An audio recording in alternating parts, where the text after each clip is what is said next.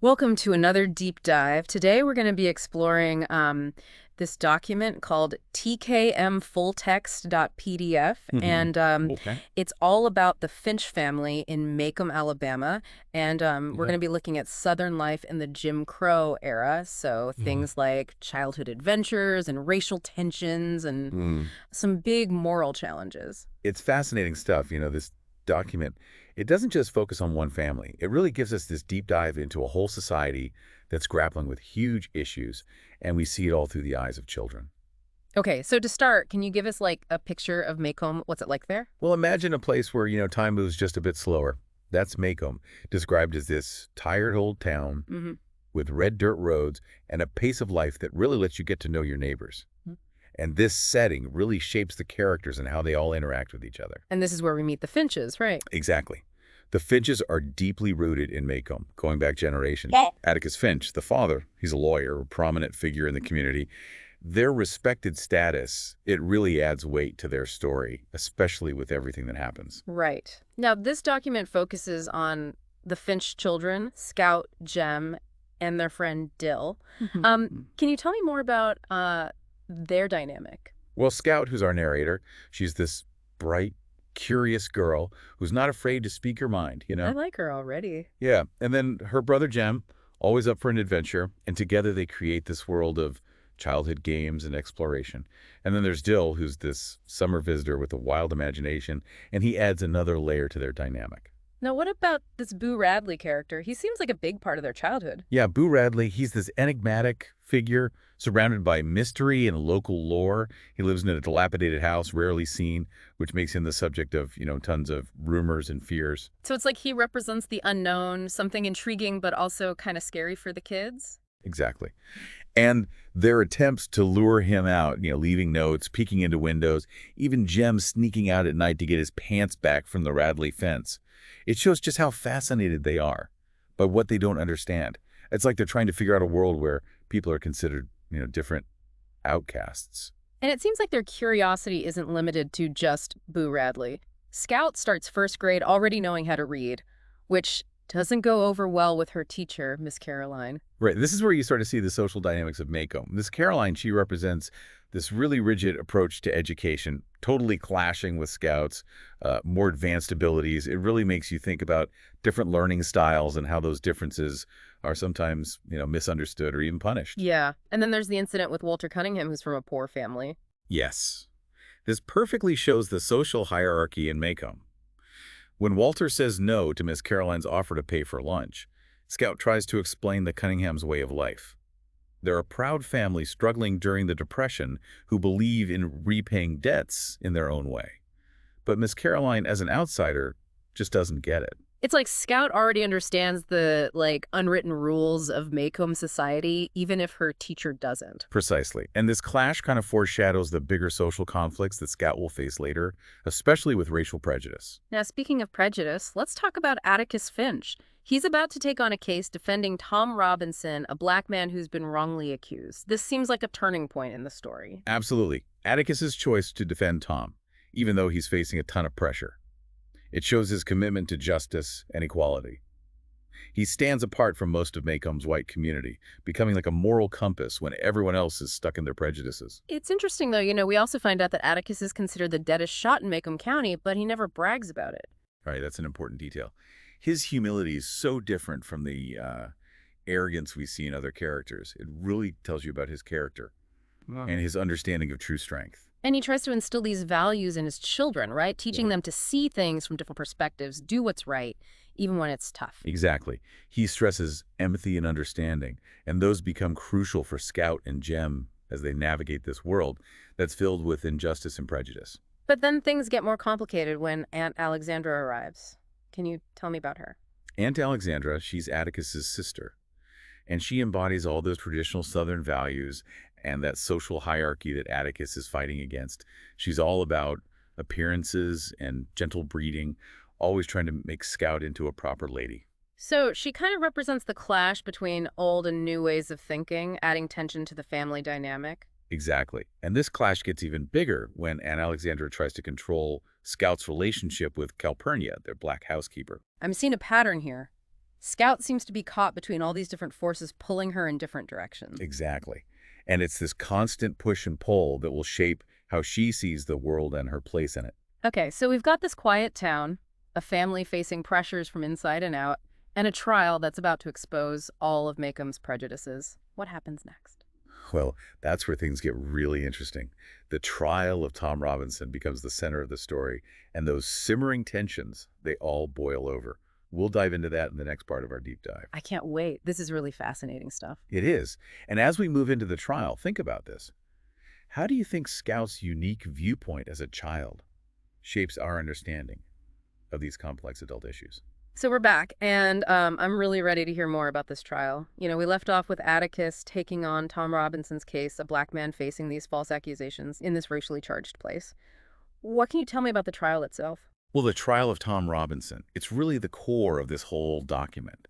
It just lays bare all those prejudices that are deeply rooted in Macomb. You quickly realize this isn't just about a supposed crime, this is about race and who holds the power. I bet it gets pretty intense. Oh, absolutely. The testimonies are gripping. Mayella Ewell, the one accusing Tom, she takes the stand and gives this whole tearful account. But there are these inconsistencies, these gaps in her story, Okay. And then Bob Ewell, her father, he comes across as this volatile and unreliable witness, full of bluster and just blatant lies. What about Tom, though? How does he present himself? Tom's testimony, that's the most powerful one. He speaks plainly and honestly, recounting everything that happened, and it really exposes the truth. Atticus, through his masterful questioning, he points out all the flaws in the Ewell's stories, and it becomes so clear that Tom is innocent. So it sounds like Atticus really does reveal the truth in the courtroom, but was that enough to sway the jury? This is where the document, it gives us this harsh reality. Despite all the evidence pointing to Tom's innocence, the jury still gives a guilty verdict. It's devastating not only for Tom, but for anyone who believes in justice. That must have been just crushing for Jem and Scout, who had so much faith in their dad and in the legal system. How do they react to this injustice? It's a powerful look at lost innocence, especially for Jem. He struggles to understand how the verdict could be so wrong. He's angry and confused and deeply disillusioned. It's like this harsh wake-up call to how racial prejudice really works. What about the community? How do they respond to this verdict that seemed to go against everything that was presented in court? The community's response is mixed. Some, mainly within the white community, they quietly disapprove of Atticus for even defending Tom. Others are just stuck in their prejudice, but there's this powerful wave of support from the black community who recognize the courage and integrity in what Atticus did. It's like even in the face of this widespread injustice, there are those who are willing to stand up for what's right. Are there any consequences for Atticus and his family, though? Unfortunately, yes. The trial stirs up this resentment and hatred, especially from Bob Ewell. He feels humiliated and he lashes out, threatening Atticus and his children. There's this real sense of danger now. So the injustice doesn't stop with the trial, it follows them home and puts them at risk. What happens next? Tragically, Tom Robinson, filled with despair after the verdict, he tries to escape prison and he's shot and killed. His death really highlights just how hopeless he felt, trapped in the system that seemed determined to keep him down. It's heartbreaking. It makes you think about the limitations of the justice system and how deeply rooted racism can be. How do Atticus and his children handle this loss? Tom Robinson's death hangs over Macomb. It affects everyone, but Atticus and his children especially. Jem, who is already struggling with the trial's injustice, now has to face the reality that doing the right thing doesn't always lead to a good outcome. He's forced to see how harsh the world really is. And Scout? Well, Scout, she sees things with youthful eyes, She absorbs everything in a way that's insightful, but also heartbreaking. She's becoming more and more aware of the complexities of race and prejudice, and Tom Robinson's death really drives home the human cost of these injustices. But even though she loses some of that innocence, she holds on to her empathy, her ability to see the good in people. It sounds like the trial was a turning point for both Jem and Scout, pushing them toward adulthood in this way that's both painful and necessary. Is there any sense of healing or hope after all this tragedy? While the scars of the trial remain, there are glimpses of change, of resilience. We see a subtle change in Anne Alexandra, her strict beliefs softening a bit. Perhaps seeing such injustice challenged her own views, opening her up to new ways of thinking. It's interesting how even those who are so rooted in tradition can sometimes be moved by witnessing true injustice. What about the whole Boo Radley mystery? Does that story keep going? It does, and it takes a surprising turn. Remember the fire at Miss Maudie's house? Well, during all that chaos, someone quietly puts a blanket on Scout's shoulders. Wait, wasn't it implied that Boo Radley was the one who put the blanket on her? Exactly. That act of kindness, along with those gifts left in the knothole, it starts to change how the children see Boo. They don't view him as a monster anymore, but as this lonely figure who is capable of compassion and care. That's a powerful change. It shows how fear and prejudice can twist how we see other people, keeping us from recognizing who they really are. So where does the story go from here? I feel like it's going to get even more dramatic. You're right. The story takes a dark turn as Halloween approaches. Makeham's having this pageant, and Scout, in her famous ham costume, is taking part. As she and Jem walk home in the dark, they're attacked. What? Who attacks them? It's a terrifying scene full of confusion and fear. But just when all hope seems lost, a figure appears from the darkness and protects them. Don't tell me. It's Boo Radley. You got it. Boo, the recluse they've both feared and been curious about, he steps out of the shadows and becomes their unlikely savior. It's a moment that changes everything. Wow, I did not see that coming. So what happens next? How does everyone react to Boo Radley suddenly appearing? What happens after the attack? I'm hooked. Well, you'll have to wait for the final part of our deep dive to find out. We'll explore everything that happens after the attack, delve into who Boo Radley really is, and unpack those powerful lessons about justice and compassion, and the courage to challenge our own prejudices. Stay tuned. All right, I really need to know what happens after the attack. We left off with Boo Radley saving Jem and Scout, the guy who's been this mysterious figure. It's like something out of a dream. It is a huge turn of events, and the whole town's in shock, totally confused. Remember, Boo Radley, he's been a recluse for years, hiding in the shadows. Now he's stepped into the light, and everyone has to face their assumptions about him. So what happens right after the attack? Is everyone all right? Scout, she's still in that ham costume, remember? She's totally disoriented, doesn't even know who saved her and Jem at first. They get taken back to the house, and Atticus and Hecate, the sheriff, they're trying to put the pieces together. What about Jem? We know he was hurt. Yeah, his arm's broken, but luckily, nothing life-threatening. Yeah. But the attack really shook him up. You can tell it's something that'll stay with him. I bet it's chaos at the Finch house with everyone trying to figure out what happened. Do they find out who attacked them? They do, and it's Bob Ewell. No surprise there. Yeah. He's found dead under a tree, stabbed in the chest. Looks like his revenge plan backfired big time. So Ewell's reign of terror is over, but at a terrible price. What's the official word on his death? This is where things get interesting. Yeah. Hecht. He checks out the scene and says Bob Ewell fell on his own knife. Wait, is he saying it was an accident?